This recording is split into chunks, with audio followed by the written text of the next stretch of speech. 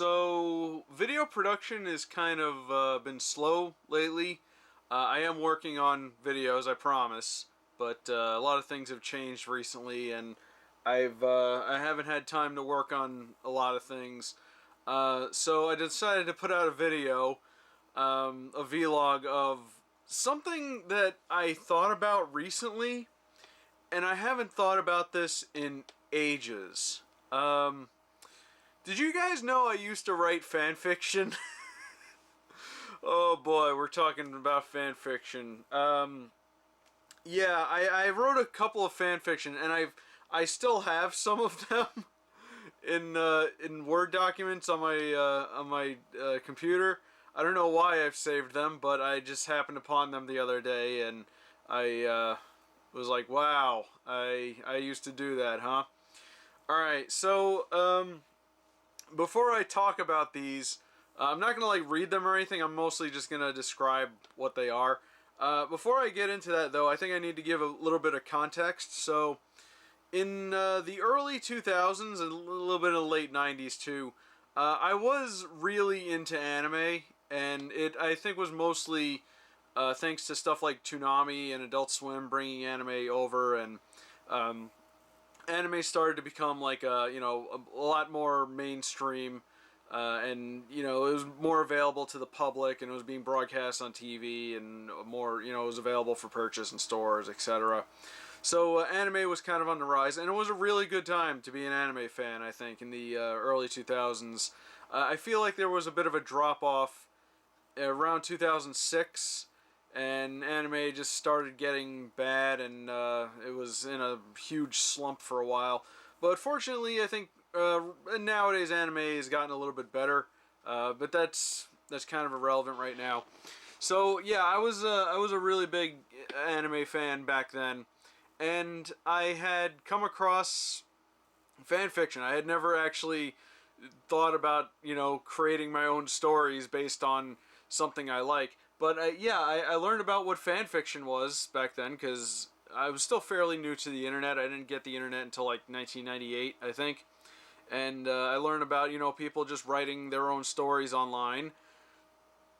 Not very well for the most part. I honestly don't think I've ever come across like a genuinely good piece of fan fiction. And it's mostly because people were, people that do it, they're just fans. They're not real writers. They're amateurs at best, and that's what I was at the time. And I thought, hey, why not try my skills at some fan fiction? And I did, and wow, just even thinking about some of these is just not. I don't even know why I'm doing this video. I think it's just because I haven't put out a video in a while, but I have, like I said, I have been thinking about this recently. So I don't think there's really any good way to go into this. So let's just get started. So I wrote 4 of them. I wrote 4 fan fictions, and except for the last one, they are all anime related. And I did have ideas for other ones, and I'll talk about those as we go along. The first one I wrote doesn't exist anymore. I didn't even post it online when I was writing it because I never finished it, and I got so frustrated with it that I was just like, screw this, and I deleted it. So back then, in addition to anime, I had recently got into Yu-Gi-Oh! Because Yu-Gi-Oh! Was fairly new at the time. I saw the show on TV, and I was like, I remember seeing the commercial. It was one of those promos where it was just like Yugi yelling as he was transforming into the Pharaoh. And my first thought was, wow, that kid has some weird hair. What the hell is this show about? And apparently it's about a card game. And I was like, oh, that's stupid. So, but I was into Magic the Gathering at the time. And I one day walked into a 7-Eleven, and I saw they were selling Yu-Gi-Oh cards. They were selling the cards from the TV show, and I was like, okay, let me get a couple packs and see how this is. And I got a couple packs, and I did really like the Yu-Gi-Oh game. Unfortunately, I never really had many people to play with, and so I just mostly collected. I did pretty well for my first couple of packs too. There was one, it was first edition. It was the Blue Eyes White Dragon set, and it was I got a first edition. I think the card was called Raigeki or something like that. It was like a thunder card that destroyed all the monsters on the field or something like that. It was. I still have that card too, by the way. It's in a box somewhere. So anyway, I know I'm rambling, but just bear with me. So I bought the cards, and I was, I was trying to play the game, but I didn't really know anyone that played, so I was mostly going off of what the show was doing. And I don't know if how many. Well, I'm sure a lot of you have seen the Yu-Gi-Oh show, anime, basically. But the the rules in the show are bullshit, especially in like the first season. It's so stupid. It doesn't make any sense. I mean, I think there is a logic to it. In fact, I believe there was some fans like came up with like fan made rules for what they did in the anime, and you could just play it for fun or whatever. But there was not the official rules of the game. But anyway, I got frustrated with the anime because I thought it was kind of stupid. But I did like the cards, and I did like the game, and I like the characters on the cards. So my first fan fiction attempt was I was gonna write like a epic fantasy adventure just around the characters from the card game. Like Dark Magician and Dark Magician Girl and like Flame Swordsman and Celtic Guardian and all the popular ones at the time and I got frustrated with it, and like I said, I deleted it. I'm trying to remember exactly what the storyline was with it.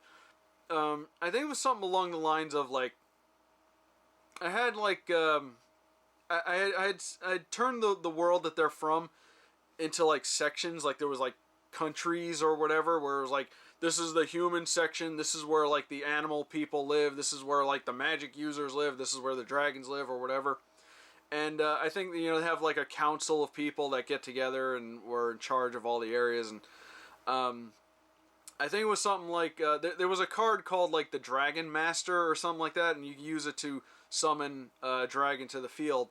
And I think the storyline was like he was like the villain of the story, and he was trying to take control over the dragons and rule over the world and blah blah blah.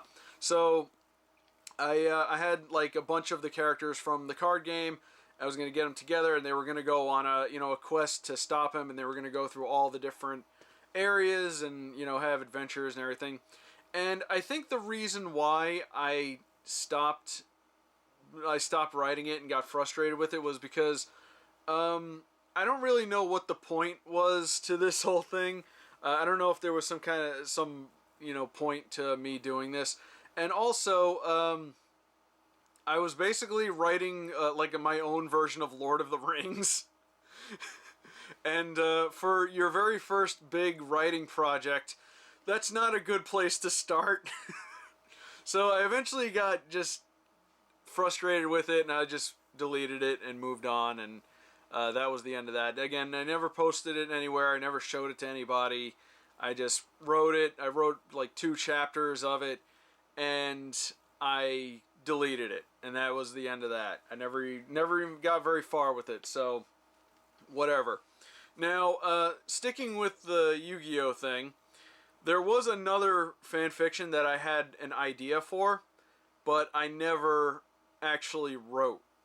This was just a concept I had, and it was I laid out a bit of the story, but this one so in the Yu-Gi-Oh anime, there was a couple of story arcs where they go into like a virtual world. They go into like a virtual game, and I think they did it like twice in the show, and it was like filler, and it was I don't like the Yu-Gi-Oh show. I don't like the Yu-Gi-Oh anime. Just let me put it that way. I think it's just a lot of it is just kind of dumb. I know a lot of people grew up with it, but I didn't like it. I think at the time I was too old to actually get into it, but it didn't work. But anyway, they had these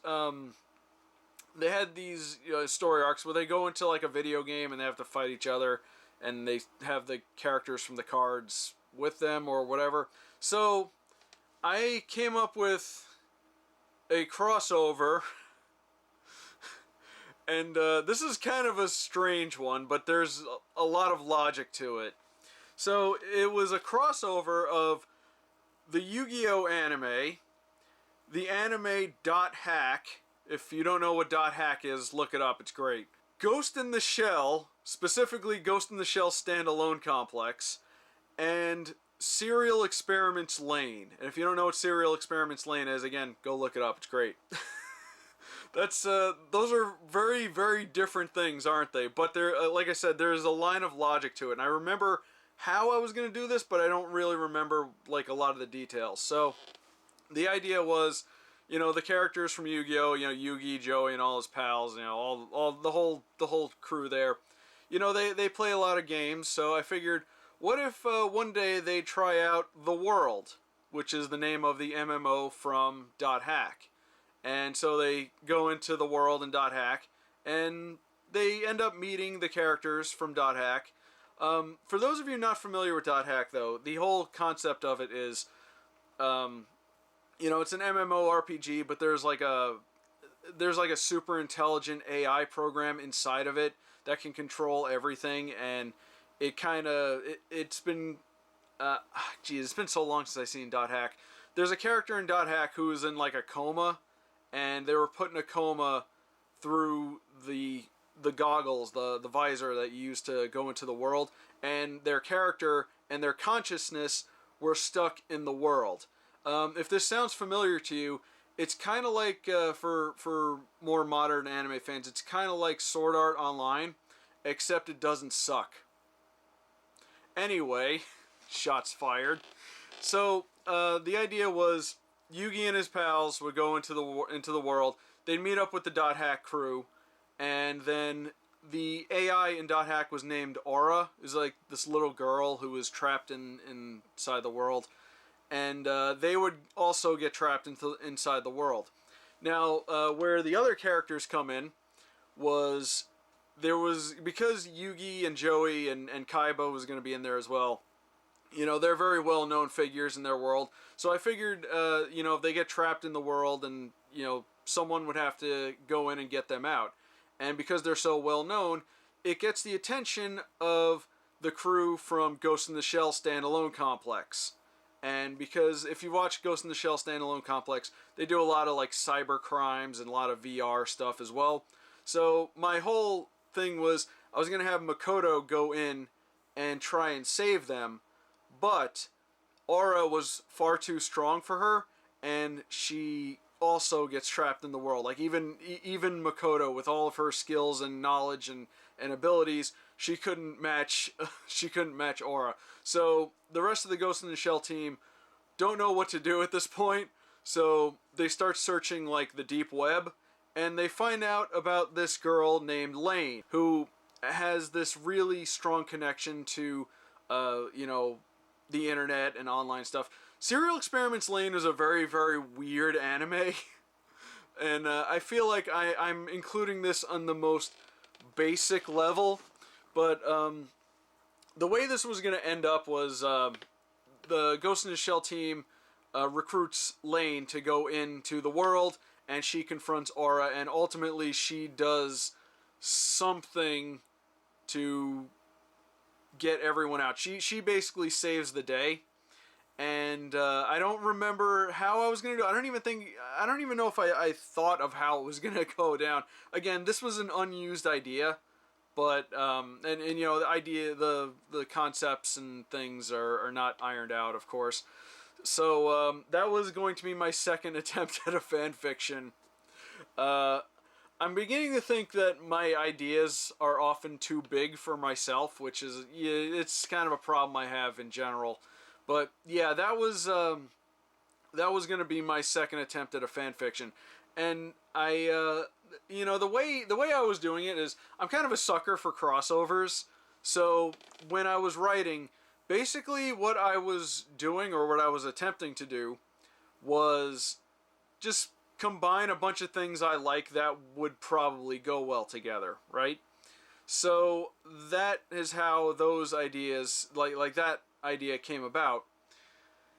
But then I decided to do that again for a fan fiction that I actually did write, and I actually did post online for a while. The rest of these, the remaining 3 ones that I'm about to talk about, were posted online. I don't remember where I posted them.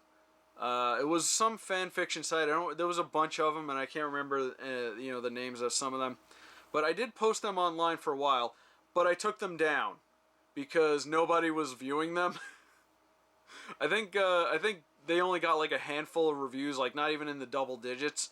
So somewhere out in the world, there's a handful of people that have read the fan fictions that I'm about to talk about, and more than likely they have completely forgotten about them by now, as well they should. And they probably had to delete that data from their brains to make room for more useful data, which is what they should do. But so the next fan fiction I wrote, and I actually wrote there's 2 parts, so there's the next 2 that I wrote is going to be from the same thing. The one I wrote next, I created the Anime Wrestling Federation because, as I said previously, I was trying to combine things that I like, and at the time I was a huge wrestling fan. I still kind of am, but I find wrestling right now to be kind of dull compared to, like the WWF Attitude Era or, the NWO era of WCW. For those of you who don't watch wrestling, have no idea what I'm talking about, but yeah, I created a wrestling federation for anime characters, and, it does also kind of make sense because, you think about pro wrestlers and they're like, they have like screen presence and they're, over the top characters and they're very flamboyant and loud and they have crazy costumes, and that's basically what an anime character is. So I figured it would be a good fit, and I did enjoy this for a while, but I got kind of bored with it, and we'll talk about why after we talk about the second one. So the first part of this Wrestling Federation fan fiction that I put together, so in wrestling you have like the Royal Rumble, which as I'm filming this recently happened. The Royal Rumble, for those of you who do not know wrestling, it's the first pay-per-view of the WWE of the year.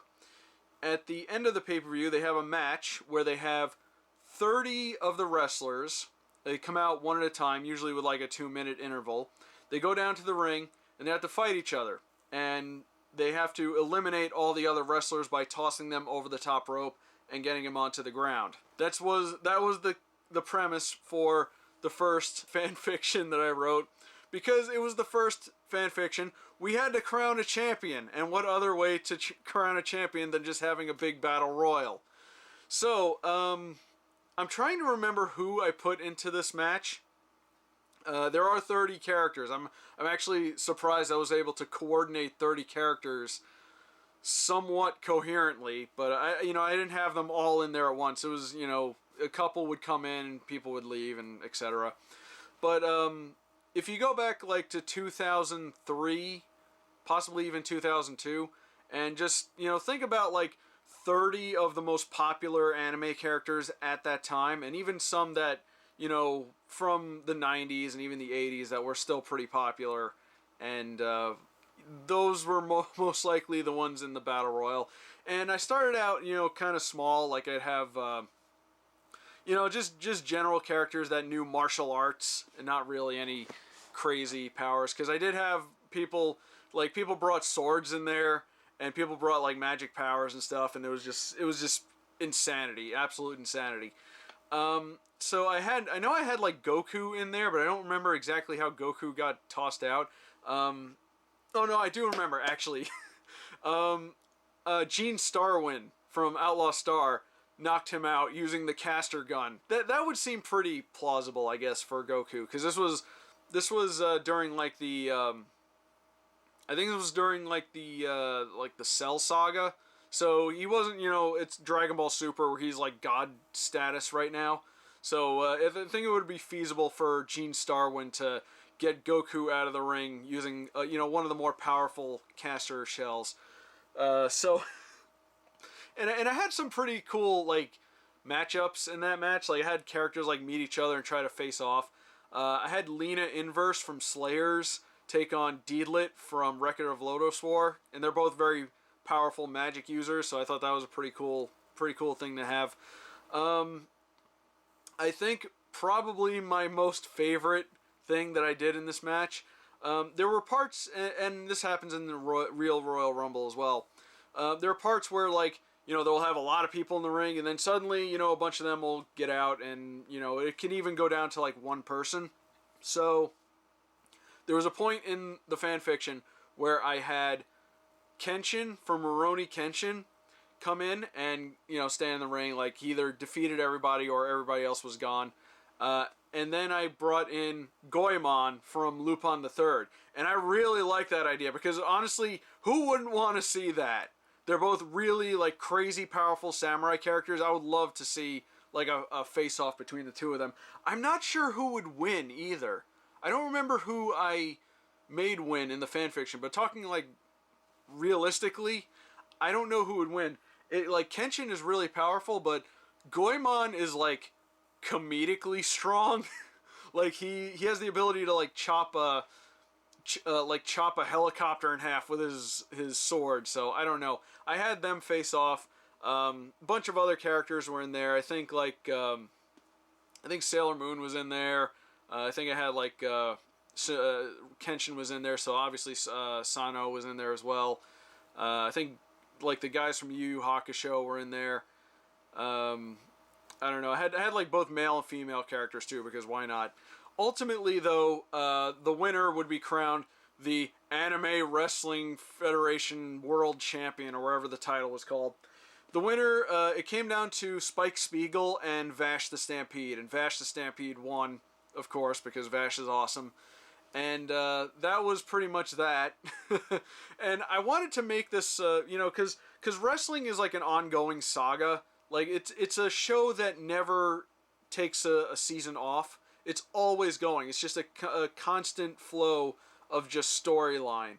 And I wanted to, do more like that, like have stuff set up for the next week and, have feuds start and stuff like that. And the second one I wrote was, oh God.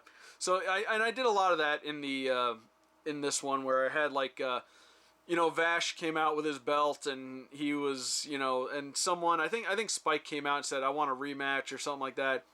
And one thing I gotta, if you're not familiar with wrestling, the way things work in wrestling is like you have like the World Championship belt, and then underneath it you'd have like different tiers of championships. They'd have like, the United States Champion, or the Cruiserweight Champion, or the Intercontinental Champion, or the Television Champion, whatever the hell that means. It's like, different rungs of championship. It's like you have some guy who's kind of an unknown and he's starting to make a name for himself. At some point he'll get the television title and maybe work his way up to the World Championship, etc.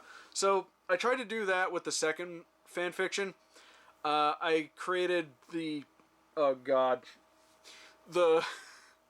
Manga World Championship belt, which I guess would be like the next step down.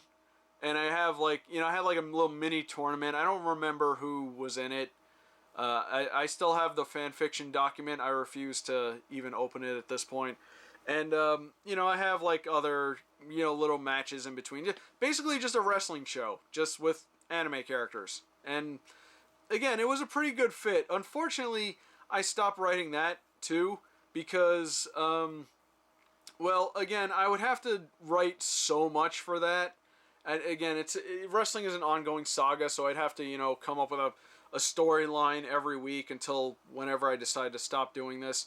Also, again, at the time I was a very amateur writer, so writing wrestling matches is difficult. I mean, like, try it at some point. You try to novelize a wrestling match and make it sound coherent and exciting, and it was just very, very difficult for me to do that, and I think I did okay, for my first time, but I never really wanted to go forward with it. I did have a couple of ideas about where it was going to go, and I had the next one I was going to write, but I didn't end up writing it. Was I was going to do the WWF Invasion. Back then it was the WWF, now it's the WWE. But there were times during wrestling where they, like a smaller federation, or smaller organization rather, the federation is the wrong word at this point, a smaller organization would, like, invade a bigger organization. Like, I know ECW did that one or two times with WWE before they eventually got bought out by them. There was supposedly going to be stuff between WCW and WWE before they got bought out as well, but that never happened. I do remember there was one time, and this wasn't on a wrestling show, there was a show on TV, I think it was called Battle Dome. It was kind of like American Gladiators, except it was, there were more characters, and the matchups were different, and it was a little bit more intense, And I know there was an episode where the WCW wrestlers actually invaded Battle Dome, and something happened. I don't know. It's been so long since I've thought of that. So I wanted to do, anyway, like an invasion angle for the next fan fiction, and just bring in some WWF guys. I'm going to call it WWF because that's what it was at the time. And have, them face off and interact with a lot of other anime characters. I don't remember exactly what I was going to do with it, but I do remember that there was going to be... I wanted to do like a matchup between Vampire Hunter D and The Undertaker, and I thought that would be pretty cool. And there was another one that I definitely wanted to do, and I think this might have actually been what kind of inspired me to... I didn't do it, I attempted to do it. I think this was the inspiration for it. Back then, there was a character in WWF. He was called the Hurricane. He was Shane Helms. He was a wrestler, but then they gave him like a superhero angle because they found out he liked superheroes. And he was really good at it. And he was also really good on the mic. Like, if you get a chance, look up stuff with the Hurricane and The Rock, because few people have been able to match up The Rock on the microphone like the Hurricane. It's great and it's hilarious. So I wanted to do maybe a promo where the Hurricane met the great Saiyaman from Dragon Ball Z, which is Gohan, because they were such similar characters. I thought there would be so much fun to have them interact with each other. And but unfortunately, I never got around to doing that, which I guess is for the best. I don't really know how long I would have been able to keep up with a wrestling style fan fiction. I do wonder if anybody out there is one of those few people that has read these on whatever site that I posted them on ages ago. I know I showed them to some of my friends, and I don't know if any of them are watching this right now, but I'm probably bringing back a lot of bad memories. But anyway, that was pretty much it for anime for me and fan fiction writing. It was a fun little writing project, a good little creative project. I think writing fan fiction does help a lot. If you're starting out as a, you want to write your own stories, but you want to, get good first. So, fan fiction's not a bad way to start it. But then there was one more. And this is my magnum opus when it comes to the fan fiction I wrote. So, like I said before, I tried to basically just combine things that I like, which is similar to how I write things nowadays, like when I'm trying to write my own original stuff. So my the fan fiction I wrote, the big one that I wrote, which was 16 pages. God damn, I can't believe that. It was a crossover between Star Fox and The Legend of Zelda. Now, To my credit, I think I did a good job with this one, at least conceptually. How it came out, you know, in writing, I don't think it came out that good because I wasn't good at expanding upon things, and writing action scenes was not really good for me. But I did write a lot, and I think I did at the very least, came up with a good storyline for it and how I can actually mesh the stories together well, because they're two very different types of stories. You know, Star Fox is science fiction, action, adventure, and Legend of Zelda is like kind of high fantasy, and you'd think that they wouldn't go well together, but I found a way. By God, I found a way. So the idea from this one was it takes place kind of after the events of Star Fox Adventure, and that was a game I did really like. I feel like I'm the only person on the planet that kind of liked that game. I didn't love it, but I enjoyed playing it. So the idea was, at the end of Star Fox Adventure, you fight Andross again, and you know, this is like the third or fourth time Star Fox had to fight Andross. And at this point, you know, he's all but destroyed. And because of that, you know, the Star Fox team, they got nothing to do. So they're just kind of patrolling the galaxy. And eventually, they get a call from General Pepper saying that it seems like some of Andross's forces have shown up again. And they're orbiting this planet for some reason. So they go out there, they fight them. Fox takes damage, and he crash lands on the planet. The planet, of course, is where Legend of Zelda happens. That is where the planet that Hyrule takes place on. I don't know if they've ever given the planet an official name, but that is the Legend of Zelda planet right there. So Fox gets out. He has the staff still from Star Fox Adventures, and he explores around a bit, and he runs into like the Kokiri or the Kokori or whatever they're called, and he finds out that things are going kind of crazy on or in Hyrule rather, and he eventually meets up with Link, adult Link, of course, and he's you know, they fight for a bit, but then they find out that they're not bad. They're not, either of them aren't bad, so they team up, and Fox finds out that things are going crazy in Hyrule, and like all the bad guys that Link fought and defeated, they're coming back, and there's monsters, like 100 times more monsters than before. And then they meet up with Sheik, and they find out that Ganondorf has returned. And they don't know how he's returned, but he's returned. So they team up, but they have to get into the woods. They have to repair Star Fox, or Fox. He's not Star Fox, he's Fox. So they go into the woods, and they gotta repair the ship. And they don't have anything, but he was able to, you know, repair the radio and get a call out to the Great Fox. And they said they're sending someone to help him out. Now, like I said before, this was after Star Fox Adventures, and the thing that I had in this comic, the thing that I had in this fan fiction was the person that came down to help Fox out in a repair ship was Crystal, who had joined the Star Fox squad after the events of Dinosaur Island. She learned to pilot, she learned to use blasters and everything. And what's interesting about this is because this came out before Star Fox Assault, where they established Crystal as part of the Star Fox team. And when Star Fox Assault came out, I was like, oh my god, I predicted this! I guess it would have been a logical next step for the character, but whatever, that's neither here nor there.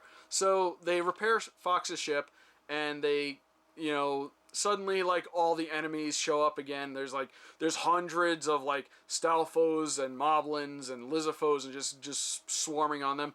It basically turned into Dynasty Warriors, and now that I think about it, I also predicted Hyrule Warriors as well.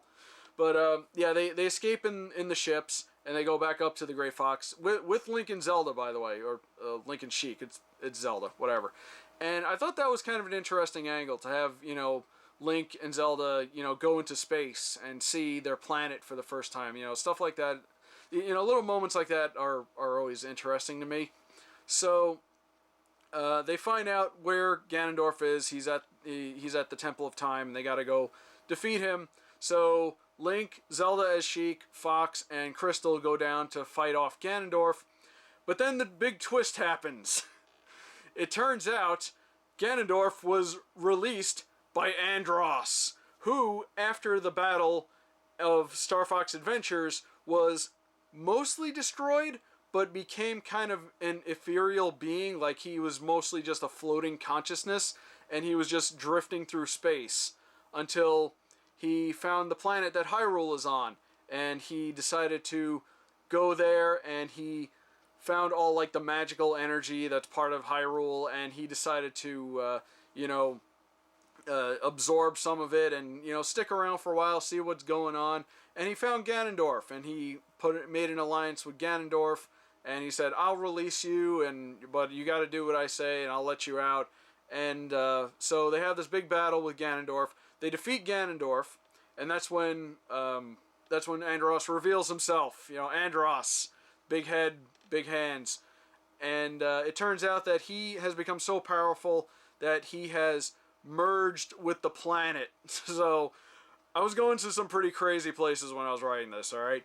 So he's merged with the planet, and he betrays Ganondorf. He says, "You are nothing but a puppet to me, and I used you so I can get what I want," etc. So Link, Sheik, Fox, and Crystal all try to fight off Andross, and it's to no avail. But then Ganondorf gets up, and he uses the Triforce of Power together with the other two pieces of the Triforce that Link and Zelda have, and they combine the powers to seal away Andross forever. But Ganondorf gets sucked in as well, but that's okay because he's with Andross, and he gets to just mess with him for all eternity in wherever realm they get locked in together. And man, I really got into this one. So that was basically, my somewhat successful crossover between Ocarina of Time and Star Fox Adventures specifically. There's a lot that doesn't really make a whole lot of sense, like, the timeline of Ocarina of Time, because at the end of the game, you go back to Young Link, and then Majora's Mask is supposed to be the sequel to Ocarina of Time, and, the adult Link would not be there. He would be off doing whatever Link does at the end of Majora's Mask, if indeed he is alive, because there's a whole theory about that. So I'm not entirely sure where in the timeline this one's supposed to take place. I don't have the Hyrule Historia, so I can't really consult that and find out where this would actually fit. But it's it's fan fiction. It's non-canon. It can be whatever you want, and that's kind of the beauty of fan fiction. So that is my adventures in fan fiction.